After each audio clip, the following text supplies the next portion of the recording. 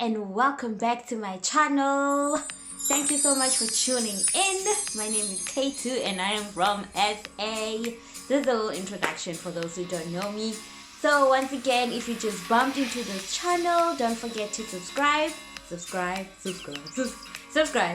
Give this video a thumbs up and also tell me about what you think about this video in the comment section.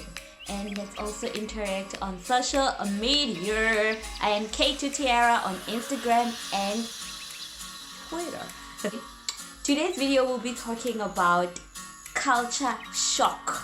Okay, what shocked me about South Korea when I moved here? What was my biggest shock? So what shocked me was like a no-no for me. Like, wow, only in Korea, I'm telling you. Anyway, let's jump right into the video. So the very first thing that was a complete shock for me when I got to Korea was, as a black girl and working for the top program or under the top program or whatever, but I teach in the rural, and the very first few months when I got here, the staring, oh my gosh, people would be staring at me like they've never seen before. Like, it was crazy. Yeah, so the staring was definitely very uncomfortable and a big shock for me. Like, I thought people would probably stay, but not at that amount. Wow, it was hectic. Another thing that was a complete culture shock for me when I moved to Korea is that there are indoor shoes and outdoor shoes. Like, what? When you get to school, if you're a teacher, you get to the door and you have to leave your shoes at the door and put on like slippers or whatever, your indoor school shoes. I was like, aye, this is gonna ruin my outfit. Why can't I just not keep my outfit intact throughout the day? So I have this friend, hi Zeze too. When she first got here, we all got here at the same time. She was also doing talk, and when she first got here, she would go inside the school with her outdoor shoes. She's like, I just wanted them to see my complete outfit, so I would pretend I forgot to take off my shoes, go in, and after they've seen me, they'll be like, oh, Z teacher, shoes, and I'll be like, oh, and then she'll be like, well, at that point they've seen my outfit, so then I'll just go and put on my indoor shoes. She did that for a while, guys, like a good 3 months. She kept forgetting to take off her outdoor shoes. I found that hilarious and I found it very cute. But yeah, when you get to school, you take off your shoes and put on slippers. Even in the house, there are outdoor shoes and indoor shoes. Even in the toilet, there are toilet shoes. So yeah, pretty interesting. Another thing that was a complete shock for me was, here in Korea, most Koreans brush their teeth after every meal. So every time they eat, I assume breakfast they eat and then they brush their teeth. Lunch they eat and then they brush their teeth. Dinner they eat and then they brush their teeth. So they always have like a portable toothbrush or like a toothbrush in their bag, so that after they've had their lunches, their whatever, they can go into the bathroom and brush their teeth. I also see my students after lunch, they're in the bathroom brushing. Even the teachers, sometimes they're like, teacher, teeth, brush teeth. I'm like, because well, I don't do it. I tried, I did it a few times, but I keep forgetting because for me it's not a norm. So it's not like too weird, I guess, but yeah, it was a culture shock for sure. Another thing that was a complete culture shock was how inquisitive Koreans are. And they are not shy, okay? They are not shy to get into your business and ask you the most personal questions that strangers really shouldn't be asking you. Like, are you married? Do you have a boyfriend? Do you have kids? Why are you not married? Like, wow, 21 questions. They're not afraid to get in there. And it gets a little awkward, honestly, but it was a culture shock. I don't think it's that other cultures don't do it. It's just that some people know social cues. Like, they know not to ask certain things. But here, I don't think they care, honestly. I remember this other time I was at the bus stop going to work, waiting for the bus. So I'm going through Instagram and I'm going through pictures. And this woman is literally behind me, like, looking at my pictures, at my Insta, and I'm like, I can feel that there's something going on here. So I look and she's there and she's looking, and then I turn off my Instagram and she's looking at me like, girl, why would you do that? I was looking. And I'm thinking, lady, no, mind your own business. But yeah, they are very curious and they're not even embarrassed or or they don't feel awkward. I wonder if they ever feel awkward about anything. Another thing about Koreans that is some sort of, I'm not shocked, but this is something I really like about Koreans, is that they're very giving. I forgot the word. There's a specific word I'm looking for, but they like to give. They like to gift. So that is a very sweet thing about them. They're very big-hearted, and they generally have a big heart, and they like to give. So I liked that about their culture. Another thing was how much my braids. So when I first got to Korea, I had braids. My braids were a complete hit. But like I said, Koreans they don't feel shy. Well, they do feel shy.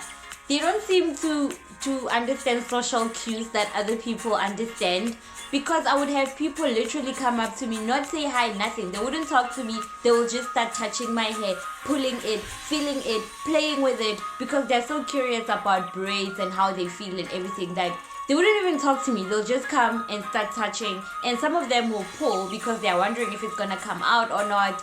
So that was a complete culture shock. Like, wow. I didn't care. I didn't mind, because I know that they were just really curious.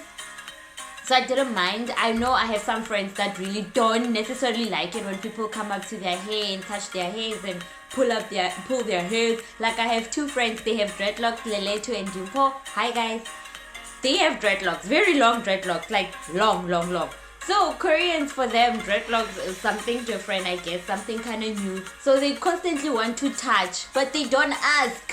And I don't think Dimpo and Lele to like it very much. And sometimes, like, the Koreans will be like, can we take a picture with you? They'll be like, no. So yeah, there's that as well. Another thing that completely shocked me, shook me, they spit on the floor. Okay, everybody spits at some point, but here, wow, it's a serious thing.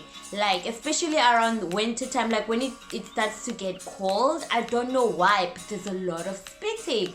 Like, you'll be walking around, like I remember walking around Geksa here in Jeonju, and there was this cute Korean guy, and I'm just looking at him and I'm like, oh my gosh, he's so cute. And then the next thing you hear, then on the floor, right there, he spits this. Immediately he stopped being cute, because I was like, also my problem with the spitting is not even necessarily that they spit, but that they spit everywhere and anywhere. Like, they'll be walking and you hear then right there in front of you. Like, go to a corner, find a little corner somewhere and do it in private. But for them it's so normal that they just do it, and every time I hear, I know to look away, sis, because it's coming. Another thing that was a complete shock for me was how in the bus, Koreans seem to want to sit alone. Like, the buses are very interestingly laid out. There's like two seats, and then the back is like 4 or 5 seats, and then two seats, and then there are a couple of like one seat. There's like a seat, it's like 3 or 4 or something seats where it's like one person sits there and there's no other seat next to them. So people usually go for those seats because it seems like they just want to sit alone. And then sometimes you find that they're two-seaters. People will get on the bus and see that there's like someone sitting, and then the seat next to them is empty. They won't sit, they would just rather stand. I wonder why. At first, I thought it was about me. They just didn't want to sit next to me. But I realized it has nothing to do with me. They just kind of really prefer to sit alone. I don't know if it's a real thing, but it's what I've observed. And I found it to be a little weird. But there you go. Another thing that shook me, shocked, was that men wear makeup. Like, complete, like proper, like full face. Men wear makeup, and it's not that they're gay or anything. They just wear makeup, and it's normal. It's not all the men. Some men do, and the funny thing or the weird thing about it is usually their foundation does not match their actual skin. Like, you can see here it's like white, and then here it's like their complexion, and it doesn't work. I'm like, why would you do that? Now here is the top of everything. This one, I hate it so much. So apparently the pipes in Korea are very old, and because of that, they prefer to not flush because they end up getting pipes getting blocked. So because of that, number one, when they go to do number one, like ladies, they don't flush. After they wipe, they don't flush the toilet paper. There's usually a bin next to the toilet where you throw in the tissue, right? But guys, it's a problem. It's a real problem. So I've gone to like clubs or bars a few times with my friends, and half of the time I've thrown up because of that situation that I can't get used to. You get to the bathroom, and sometimes you get to a club, for example, in Seoul or whatever, and the staff members of the club are busy. They're busy attending to the customers and all of that. So they don't have time to go to the bathroom and empty that bin full of tissue, like to the ladies' room, the bin full of tissue. They don't have time to go empty that. So, you know, when people drink alcohol, especially when they drink alcohol, they go to the toilet like a lot.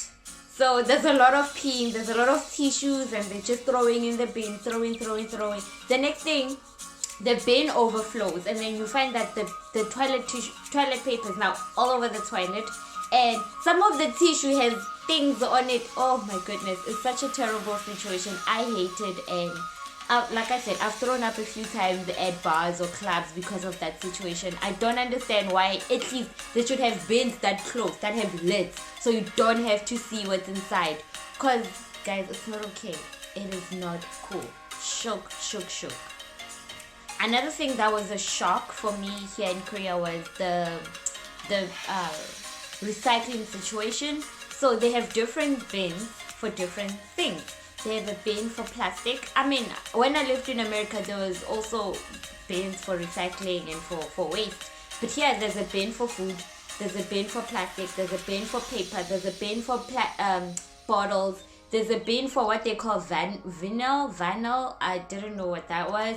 There's like little compartments where you have to throw different things in different bins. And in some towns, in some situations, there's a camera that is like facing where the bin is. And if you throw in the wrong bin, you can get fined. Luckily, where I live, there's no camera. People don't seem to care too much about where you throw. I mean, there is a division of where you should throw different things. But I see people throw things where they things shouldn't be. So luckily here, it's not as strict as other places. But that was a shock for me that I have to divide like everything that I'm throwing out. So another thing that was different for me was that the escalators here, when nobody is on the escalator, at some point it'll stop moving. But as soon as you kind of step close to it to get on, it'll start moving again. When we first got here and we would see the escalators not moving, we just assumed it was broken. So we would just take the stairs instead. Kante! When you get closer, it'll start to move. How cool, right? Another thing that I learned about Korea, this is not necessarily a culture shock, it's just something I learned, is that when the taxi, there's a light at the taxi in the front. When the light is red, it means the taxi is available. But when the light is blue, it means the taxi is occupied. And if there's no light at all, that taxi is kind of out of service, I believe. I don't know if this is in every town, but I know in Jeonju, that's the case. So just a little heads up. Another thing that's different about Korea is that Google Maps here, not very accurate. Also, they don't really use Google. They use Naver. So Naver Maps or Kakao Maps, that will best work for you. Or other maps that just work in Korea, but not Google Maps or iMaps. Don't really work. Not very accurate. Not very helpful. Culture shock. They hang their clothes in the house. So, for example, my apartment, I have like a big room where my bed is, and I have a table, and I have a closet, and then I have a little room with like the bathroom, and then next to it there's another little room with the kitchen with a sliding door. Inside the kitchen there's a washing machine, and on top there's like a line where you hang your clothes. So they usually hang their clothes in the house, unless you have a specific room that is a laundry room. For me, I don't have that, but most of the time it's in the house. It was a shock for me. So another good shock about Korea, something very different, is here they don't really tip. They don't tip. Like I remember when I was living in America, they tip for everything. You tip at the gas station, you tip at the salon, you tip at the restaurant, you just tip. Where they service, you tip. in South Africa, most of the time people will tip at restaurants, but at the salon and other places it's not very common to like for people to tip. I mean, if they do, but it's not very common. Now in Korea, they don't tip. I what I've heard is when you tip, they feel insulted or something. I don't know, but tipping here is not a thing. After every period, there is a 10-minute break between every period. So periods are like 40 minutes long, and then there'll be a 10-minute break for teachers. I don't know if teachers really take it to rest, but for students to kind of rest and let loose a little bit for 10 minutes, and then it's back to normal programming. Culture shock. This is not a shock. This is something I really appreciate. Customer service here, I have never had bad customer service in Korea thus far. It's always excellent. When you enter a store, people look like they really want to help you. When you have a question, they're very helpful, they're very kind while they do it. They look like they want to do it. Unlike in some places where people look like they're being forced to help you, yet it's their job. But the customer service so far has been very excellent, which I really appreciate. A few more things that I forgot to mention. Bus drivers drive like crazy. They drive super fast, but I've experienced most of this in the Jeonju area in the Jeonbuk province. I'm not sure about other areas. The bus drivers might drive more responsibly.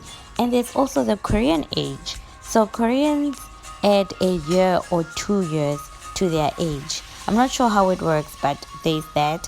And if you buy a phone in Korea, best believe it's gonna have a camera sound. So when you take a picture, it's gonna do that sound, and you can't turn it off. It has to do that by law. But I think once you put a different SIM card in your home country, I think it will be fine. Okay, so there you go. Those are some of the things that have been a complete shock for me while living here in Korea.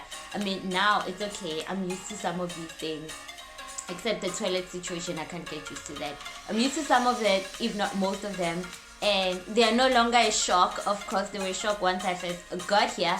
And please, if you currently live in Korea and there are certain things that have shook you about Korea, leave it down in the comment section and share with us some of your experiences here in Korea. And once again, thank you so much for tuning in. Don't forget to subscribe.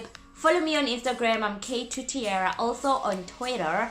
And see you in the next video. It's all love from me to you.